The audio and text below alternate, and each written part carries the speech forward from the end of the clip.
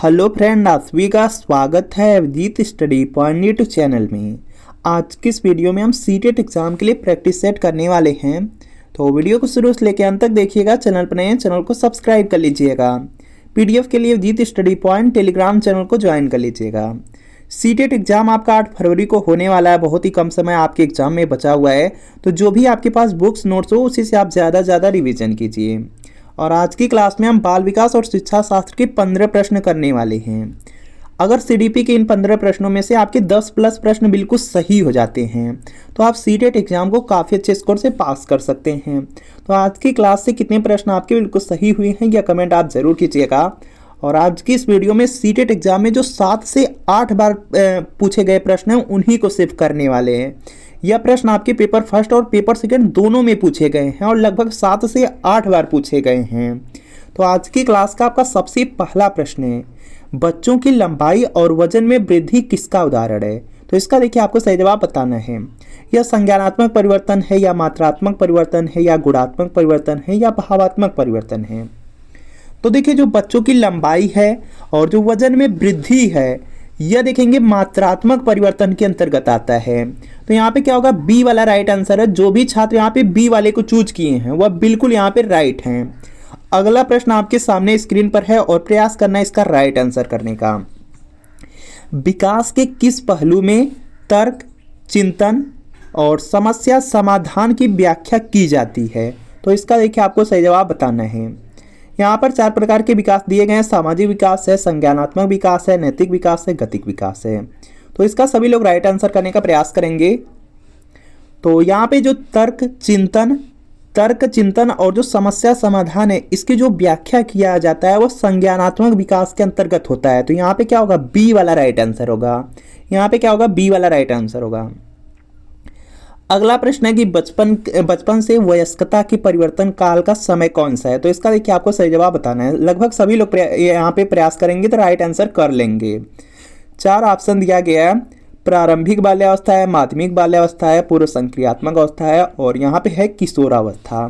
तो यहाँ पे ध्यान से देखेंगे, बचपन से वयस्कता की परिवर्तन काल का समय पूछा गया है तो यह किशोरावस्था होता है। तो यहाँ पे क्या होगा, डी वाला राइट आंसर होगा। जितने भी छात्र डी वाले को चूज कर दिए हैं वह बिल्कुल यहाँ पे क्या होंगे, राइट हो जाएंगे। अगला प्रश्न आपके सामने स्क्रीन पर है, समाजीकरण की प्रथम संस्था है। तो इसका देखिए आपको सही जवाब बताना है। 4 ऑप्शन आपके सामने है, परिवार है, स्कूल है, दोस्त हैं, मीडिया है। तो समाजीकरण की जो प्रथम संस्था है यह आपका अपना परिवार होता है। तो यहाँ पे क्या होगा, ए वाला राइट आंसर है। जो भी छात्र ए वाले को चूज किए हैं वह बिल्कुल राइट हैं। अगला प्रश्न आपके सामने स्क्रीन पर है कि जो समीपस्थ विकास का क्षेत्र संप्रत्यय है निम्न में से किसने प्रतिपादित किया था? तो इसका देखिए आपको सही जवाब बताना है। जो समीपस्थ विकास का क्षेत्र है इसको किसने दिया था, किसने बताया था? जीरोम ब्रूनर हैं, बीएफ स्किनर हैं, लेवाइगोस्की हैं, हावर्ड गार्डनर हैं। तो देखेंगे जो समीपस्थ विकास का क्षेत्र है इसको बीएफ स्किनर ने प्रतिपादित किया था, बीएफ स्किनर ने दिया था। तो यहाँ पे क्या होगा, बी वाला राइट आंसर होगा। अगला प्रश्न आपके सामने है और प्रयास करना इसका राइट आंसर करने का। और यह भी प्रश्न आपका सीटेट एग्जाम का कोई पेपर उठाकर देख लीजिए। लगभग यहाँ पे 2011 से 24 तक का पेपर देखेंगे 7 से 8 बार यह प्रश्न पूछा गया है। सीटेट के पेपर फर्स्ट में भी पूछा गया, सीटेट के पेपर सेकेंड में भी पूछा गया है। बहुत ज़्यादा इंपॉर्टेंट है। निम्नलिखित में से किसने बच्चों में नैतिक विकास के सिद्धांत का प्रस्ताव रखा? तो इसका देखिए आपको सही जवाब करना है। कोनार्ड लॉरेंज हैं, सिगमंड यहाँ पे फ्रायड हैं, लॉरेंस कोहलबर्ग हैं और एरिक एरिक्सन हैं। तो यहाँ पे इसका राइट आंसर होगा लॉरेंस कोहलबर्ग। बच्चों में जो नैतिक यहाँ पे विकास का सिद्धांत है इसको लॉरेंस कोहलबर्ग ने दिया है। जब भी नैतिक विकास आए या नैतिक से रिलेटेड आए तो वह लॉरेंस कोहलबर्ग ने ही दिया है। तो यहाँ पे क्या होगा, सी वाला बिल्कुल राइट आंसर हो जाएगा। इसके बाद देखेंगे नेक्स्ट प्रश्न आपका है यहाँ पे, प्रगतिशील शिक्षा में बच्चों को किस तरह से देखा जाता है? तो इसका देखिए आपको सही जवाब बताना है। सभी लोग प्रयास करेंगे यहाँ पे और इसका राइट आंसर करेंगे आप लोग। यहाँ पे देखिए पहला दिया गया है, निष्क्रिय अनुकारकों के रूप में, सक्रिय अन्वेषकों के रूप में, खाली स्लेटों के रूप में और यहाँ पे दिया गया छोटे वयस्कों के रूप में। तो प्रयास करिए और राइट आंसर कीजिए। देखिए जो प्रगतिशील शिक्षा होती है उसमें जो बच्चे होते हैं बच्चों को सक्रिय अन्वेषक के रूप में हम लोग देखते हैं। तो यहाँ पे क्या होगा, बी वाला बिल्कुल राइट आंसर हो जाएगा। जो भी छात्र बी वाले को चूज किए हैं बिल्कुल राइट हैं। अगला प्रश्न आपके सामने है, निम्न में से किस प्रकार की बुद्धि का वर्णन हार्वर्ड गार्डनर द्वारा किया गया था। तो इसका देखिए आपको सही जवाब बताना है। हार्वर्ड गार्डनर ने यहाँ पे किस प्रकार की बुद्धि का वर्णन किया है या बताए थे, यह बताना है। 4 ऑप्शन आपके सामने है, सामान्य बुद्धि है, भाषाई बुद्धि है, भौतिक बुद्धि है और विशिष्ट बुद्धि है। तो हार्वर्ड गार्डनर ने भाषाई बुद्धि का वर्णन किया था, तो यहाँ पे बी वाला बिल्कुल राइट आंसर है। जो भी छात्र बी वाले को चूज कर रहे हैं वह बिल्कुल राइट हैं। अगला प्रश्न आपके सामने है, बच्चे कैसे सीखते हैं, और कूट के माध्यम से यहाँ पे आंसर करना है कि इनमें से कौन कौन सा सही है। चीज़ों को बना करके व कार्य करके, यह तो आपका सही है। बच्चे यहाँ पे कोई भी चीज़ें होती हैं उसको बनाते हैं और कार्य करके सीखते हैं, पहला तो सही है। पढ़ करके व लिख करके, यह भी सही है। बच्चे इस प्रकार भी सीखते हैं, कोई चीज़ है पढ़ते हैं उसको लिखते हैं, तो यह भी करके बच्चे सीखते हैं, यह भी सही है। बोल करके व सुन करके, तो यह भी सही है। बच्चे यहाँ पे क्या करते हैं, बोलते हैं और सुनते हैं, उसके माध्यम से भी सीखते हैं, तो यह भी आपका सही है। सोच करके और मनन करके, तो इसके माध्यम से भी सीखा जाता है। तो बच्चे ये सब जो भी क्रिया दिया गया सबका सब करते हैं। तो यहाँ पे क्या होगा, ए बी सी डी। तो देख लेंगे ए बी सी डी किस ऑप्शन में दिया गया है। ए बी सी डी देखेंगे यहाँ पे चौथे ऑप्शन में दिया गया है, तो यहाँ पे क्या होगा, डी वाला बिल्कुल राइट आंसर हो जाएगा। अगला प्रश्न आपके सामने है, यहाँ पे विद्यालयों को किस पर बल देना चाहिए। तो इसका देखिए आपको सही जवाब बताना है। सीखी गई सामग्रियों को ज्यों का त्यों कह देना, ज्यों का त्यों दिया गया है, तो यह तो आपका है नहीं। विद्यालयों को किस पर यहाँ पे बल देना चाहिए, यह प्रश्न है। तो यह तो आपका पहला होगा नहीं। पाठ्य पुस्तक से सीखना, यह भी नहीं होगा। और संदर्भ रहित दे दिया गया, रहित शब्द लग गया, तो यह भी नहीं होगा। तो यहाँ पे क्या होगा, रचनात्मक अधिगम। विद्यालयों को रचनात्मक अधिगम पर बल देना चाहिए, तो डी वाला राइट आंसर है। अगला प्रश्न आपके सामने कि बच्चे सबसे बेहतर यहाँ पे किसके द्वारा सीखते हैं, यह आपको बताना है। सभी लोग प्रयास करेंगे और इसका करेंगे राइट आंसर। खोजी अधिगम है, पुनरावृत्ति और अभ्यास है, निष्क्रिय नकल है, कंठस्थ और स्मरण है। तो यहाँ पर देखेंगे निष्क्रिय नकल दिया गया है, यह तो आपका होगा नहीं। और कंठस्थ स्मरण दिया गया है, यह भी नहीं होगा। पुनरावृत्ति और अभ्यास, यह भी नहीं होगा। सबसे बेहतर दे दिया गया है, सबसे बेहतर, तो यह खोजी अधिगम हो जाएगा। तो यहाँ पे ए वाला राइट आंसर होगा। जो देखेंगे चारों ऑप्शन होते हैं, जो उसमें सबसे ज़्यादा परफेक्ट होता है उसको आपको ट्रिक करना होता है। उसमें कई सही हो सकते हैं, लेकिन जो सबसे ज़्यादा परफेक्ट रहता है उसको आपको यहाँ पे ट्रिक करना रहता है। तो ए वाला राइट आंसर होगा। अगला प्रश्न आपके सामने है, सीखना अधिक प्रभावी होता है जब। तो इसका देखिए आपको सही जवाब बताना है। 4 ऑप्शन है, चारों ऑप्शन आप लोग पढ़ लेंगे कि विषय वस्तु को वास्तविक जीवन के अनुभवों के साथ जोड़ा जाए तब सीखना प्रभावी होगा, या पठन सामग्री बहुत ही अमूर्त और जटिल हो, विषय वस्तु को असंबद्ध रूप से टुकड़ों टुकड़ों में पढ़ाया जाए, और पूर्व ज्ञान से समानता स्थापित न की जाए। ध्यान से आप लोग देखेंगे, इसमें दिया गया पठन सामग्री बहुत ही अमूर्त एवं जटिल हो, जटिल दे दिया गया है, तो यह तो आपका होगा नहीं। सीखना इसे अधिक प्रभावी नहीं होगा, तो यह तो आपका गलत हो जाएगा। विषय वस्तु को असंबद्ध रूप से, तो यह भी यहाँ पे नहीं होगा। असमय रूप से टुकड़ों टुकड़ों में पढ़ाया जाए, यह भी नहीं होगा। पूर्व ज्ञान से समता स्थापित न की जाए, न लग गया, यह भी नहीं होगा। तो यहाँ पे ओवरऑल हो जाएगा ए वाला राइट आंसर होगा। सीखना कब प्रभावी होगा, जब विषय वस्तु को वास्तविक जीवन के अनुभव के साथ जोड़ करके पढ़ाया जाए उनको। तो यहाँ पे क्या होगा, ए वाला राइट आंसर है। जो भी छात्र यहाँ पे ए वाले को चूज कर दिए हैं वह बिल्कुल यहाँ पे राइट हो जाएंगे।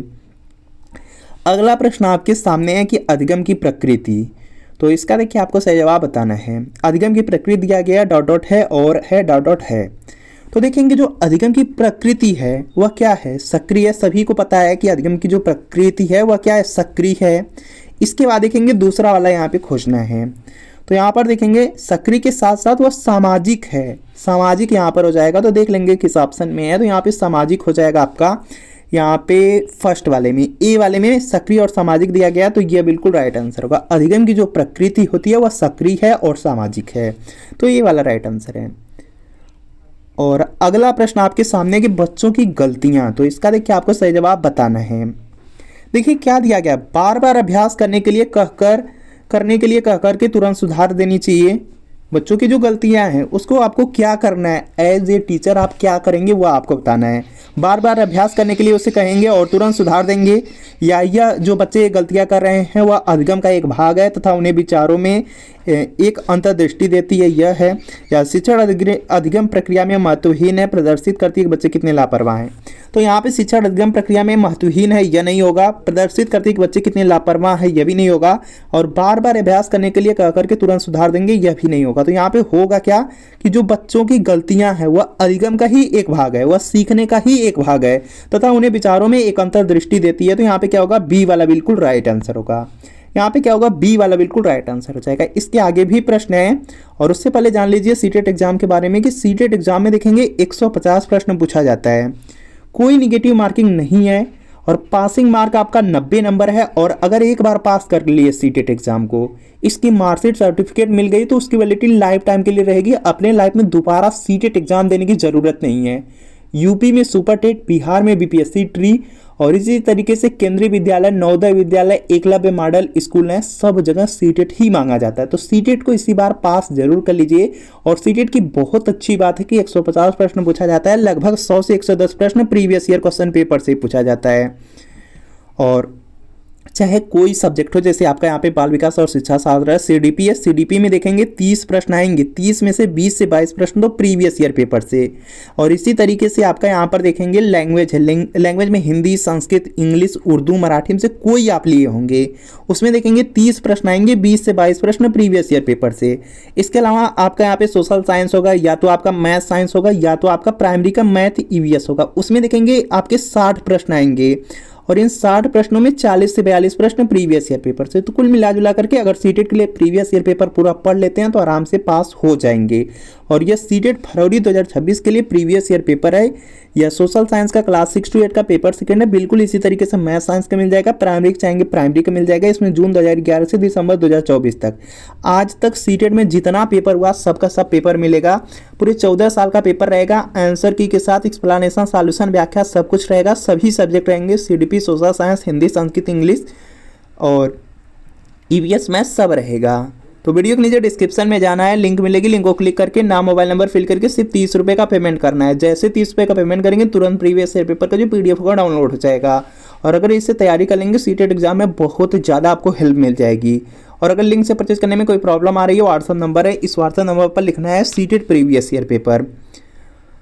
आपको यहाँ पे सोशल साइंस या मैथ साइंस या प्राइमरी लिख करके मैसेज करना है। जैसे मैसेज करेंगे रिप्लाई किया जाएगा, 30 रुपये पेमेंट करनी है। जैसे पेमेंट करेंगे तुरंत प्रीवियस ईयर पेपर का पीडीएफ आपको सेंड कर दिया जाएगा। अगर डायरेक्ट व्हाट्सअप से भी परचेज करना है तो इसी नंबर पर आपको व्हाट्सअप पे मैसेज कर देना है, तुरंत आपको यहाँ पे पीडीएफ प्रोवाइड कर दिया जाएगा। इसके बाद देखेंगे अगला प्रश्न है कि निम्नलिखित में से कौन सा भाव नहीं है। तो इसका देखिए आपको सही जवाब बताना है। भाव दिया गया है तो यहाँ पे क्रोध क्या है, आपका भाव है। भय क्या है, भाव है। और प्यार क्या है, प्यार भी आपका यहाँ पे भाव ही है। स्मृति भाव के अंतर्गत नहीं आएगा, तो यहाँ पे ए वाला राइट आंसर होगा। तो फ्रेंड आपको बताना है कि इन 15 प्रश्नों में कितने प्रश्न बिल्कुल सही हुए हैं, यह कमेंट आप जरूर कीजिएगा। और आज की क्लास में जो भी प्रश्न कराए गए सब सीटेट में 7 से 8 बार पूछे गए, पेपर फर्स्ट और पेपर सेकंड दोनों में पूछे गए हैं। तो प्रीवियस ईयर पेपर के लिए इस व्हाट्सएप नंबर पर तुरंत मैसेज कर लीजिए और जल्द से जल्द लेकर के पूरा प्रीवियस ईयर पेपर तैयार कर लीजिए, क्योंकि पेपर आपका सबसे ज़्यादा प्रीवियस ईयर पेपर से ही पूछा जाएगा, बिल्कुल डायरेक्ट पूछा जाता है उसी से। तो जल्दी से यहाँ पे इस नंबर पे मैसेज कर लीजिए। मिलते हैं फ्रेंड नेक्स्ट वीडियो में।